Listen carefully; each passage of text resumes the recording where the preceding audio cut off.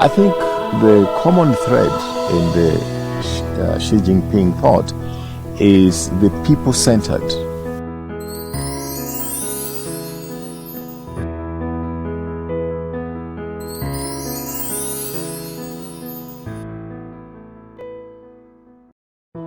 But if you look at, for example, the profile of President Xi Jinping, he is having a profile of a selfless leader. Speaking of the remarks made by Chinese President Xi Jinping during his Italy visit in March 2019 that for the good of my people, I will put aside my own well-being, Tuju said it stressed the people-centered development thought and showed that President Xi always puts people above all in his heart. That I can still remember when I was in school, the most enduring picture of China was the Chinese rice farmer.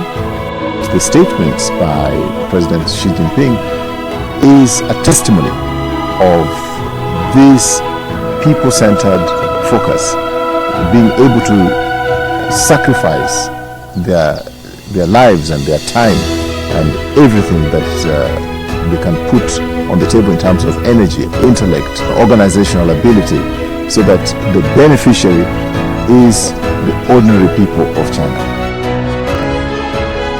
China has eliminated poverty some 10 years before the regional target which was stipulated by the United Nations.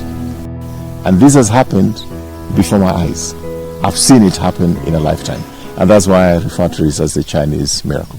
So China is a big welcome development in the world today. I think that the approach of the CPC of being people-centered is what has been responsible for the Chinese miracle, that so many people have made the transition from abject poverty to a situation today when China has eliminated poverty. On May 21st, 2021, Xi delivered a key speech at the Global Health Summit via video, in which he stressed putting people and their lives first and sticking together and promoting solidarity and cooperation. Xi's people-centered philosophy is reflected not only in China's practice of poverty alleviation, but also in its efforts in the global anti-pandemic fight. Xi announced at the Global Health Summit that China will provide an additional $3 billion in international aid over the next 3 years to support COVID-19 response and economic and social recovery in other developing countries. I'm delighted to note that China has also helped other countries to deal with this. They're donating vaccines, they donated a lot of materials for prevention. You know, they have shared their expertise and they shared their resources with so many countries around the world. Kenya has been a beneficiary of some of the personal health protection equipment that is necessary in the fight against the virus. On foreign policies, Xi has been speaking for such notions as upholding multilateralism and building a community with a shared future for mankind, all of which Tuju found worth learning and very inspiring.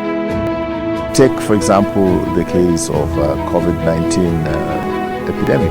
It has touched every part of the world because the world is very, very interconnected.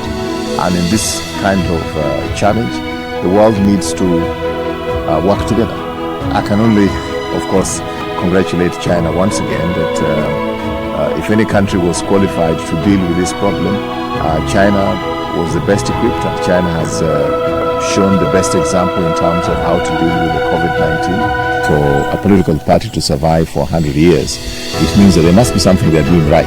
The fact that it started off as a communist country, socialist principles, but now you're talking in terms of socialist approaches, but with unique Chinese characteristics as defined by President Xi Jinping.